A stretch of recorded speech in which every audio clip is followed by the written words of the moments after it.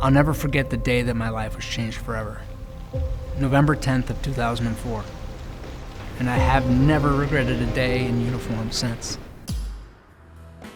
I grew up in Baltimore, in a not-so-great neighborhood. I knew I wanted to escape that town I grew up in, but I didn't know how. It was more of a dream. And then I just remember watching TV, and it was a deployment ceremony. And I saw that, I'm like, well, that's family.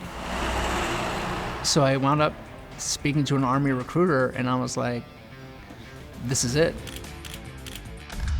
But then after 4 years, I was like, it's time for a change. And then I got out. But I couldn't just leave. So I simultaneously re-enlisted into the National Guard. And I was like, oh, I'm gonna be a stockbroker. Let me learn this trade because stockbrokers make money and the poor kid wants to make money. And I just remember showing up to work at 6:30 a.m. This day happened to be September 11th, 2001.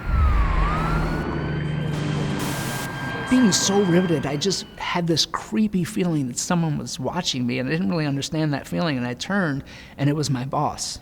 And he said, they're talking about going to war. I was like, no way. We headed off for a scenario that I never thought would happen.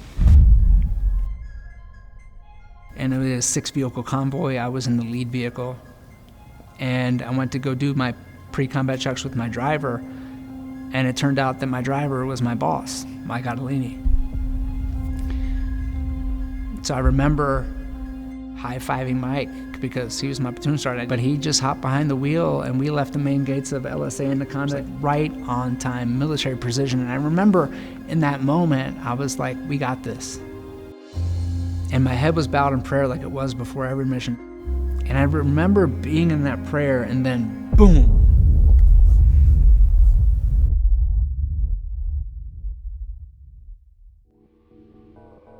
I knew I was hurt, but I really didn't know the extent of my injuries. And I remember taking a breath, and I looked forward to the driver's compartment of my vehicle. And I noticed instantly that Sergeant First Class Mike Ottolini had made the ultimate sacrifice. It's actually who I wear this bracelet for every day. And then I was out. And I woke up the next morning on Ward 57, which was the severely injured orthopedic ward at Walter Reed.